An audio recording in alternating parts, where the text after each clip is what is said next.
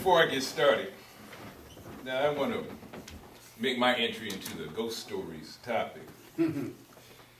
Ever heard of the series that came on television a long time ago called Dark Shadows? Anybody remember that hand that went through the air? That disembodied hand that went through the air and would strangle people? Well, my sisters used to get me into trouble all the time. They'd sneak downstairs and get food. My grandmother thought it was me. She thought I was the greedy one. So my mother had a glove that she stuffed. It was a white glove. She stuffed it. She put her rings on it. I found a balance point in that glove. So it would balance on the end of a string. I tied it along. I tied thread to the string. And I waited till my sisters went down the stairs. And then I let that glove swing on the end of that string past their face. That's as close as I'm going to get to a ghost story. But I really don't like them either, Brother Sean.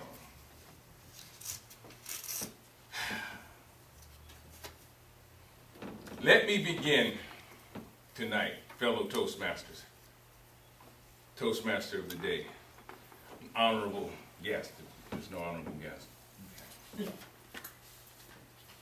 Let me begin with a few questions. What makes you holla?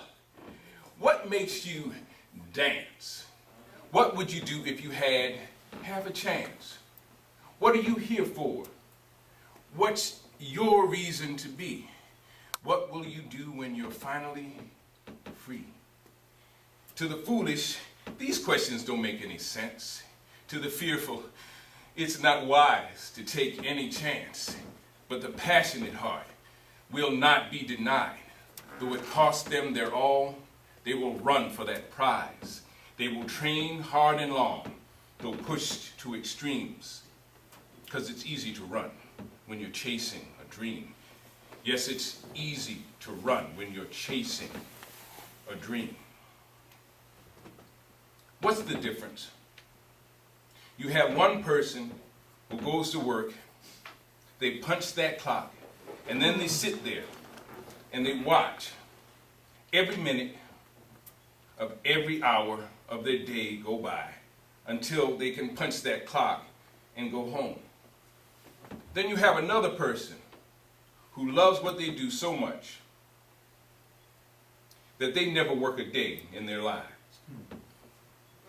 What's the difference?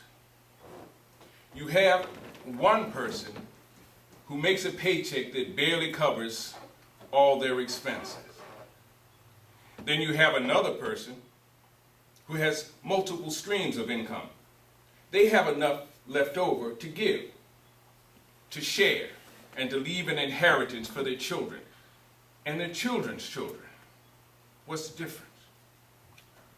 Fellow Toastmasters, I believe that the difference is one of these persons has asked the right questions. They've gotten the right answers, and they've made the right choices. And what are the right questions? I hinted at them in my opening poem. What makes you holler? What is that one hot button topic that whenever someone starts talking about it, you have to say, well, don't get me started. What's the one problem that you were put on this earth to solve? What moves you?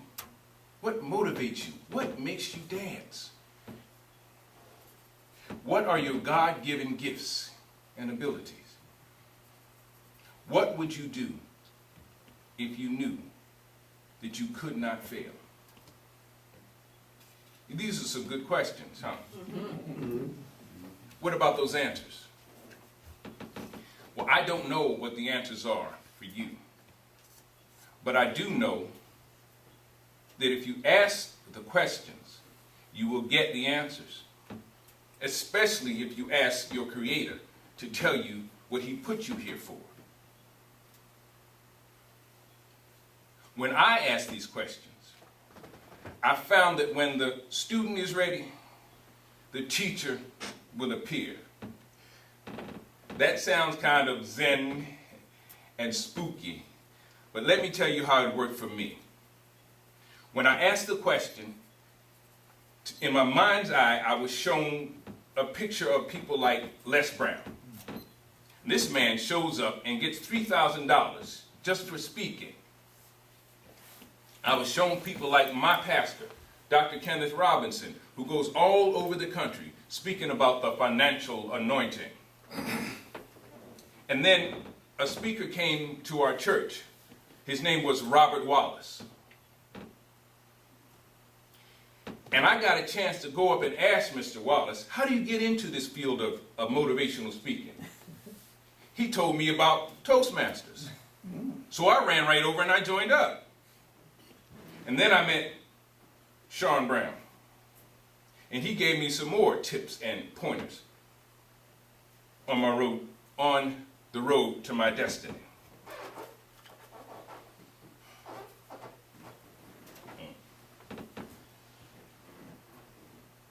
Now, I've talked about, does that make sense? It makes sense to everybody how you can ask the right questions and get the right answers. Good.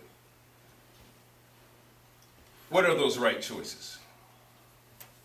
Well, the right choices are kind of simple. When you find out what makes you holler, holler. When you find out what makes you dance, dance. When you find that problem that you were put here to solve, solve it. Because when people have a problem, they want a solution. And they don't, and if you have the solution, they don't mind paying you for it.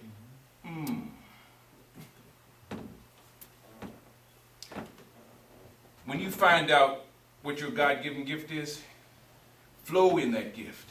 Because that gift is God's will for your life. And if you don't flow in it, you're telling God no. Don't tell God no. Don't do it. There's one more point I need to make. And I'll make that point with a short story. Keep keeping on. You gotta keep it on. Keep keeping on. You gotta keep it on. That was the chant that was going through my mind. You see, that was the only way I could keep putting one sore, tired foot in front of the other. My feet were as heavy as the pack I carried on my back. They were as heavy as the M16 that I carried in front of me. It was the 24th mile of a 25-mile road march. It was the last trial I had to face to complete basic training at Fort Sill, Oklahoma. I had received word from home that people were betting that I wouldn't finish. So of course you know, I had to. Or die trying. You see, that's the attitude you have to have. When you've asked the right questions, when you've gotten the right answers, and when you made the right choices, you have to be absolutely determined to finish what you started. Will it be worth it?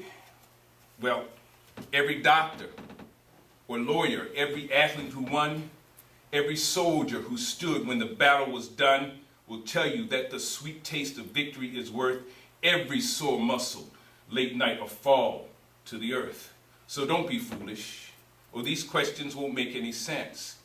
Don't be fearful, because sometimes you must take a chance. Oh, you passionate hearts, do not be denied. Though it cost you your all, go ahead, run for that prize. Train hard and long, though pushed to extremes, because it's easy to run when you're chasing a dream. Yes, it's easy to run when you're chasing a dream.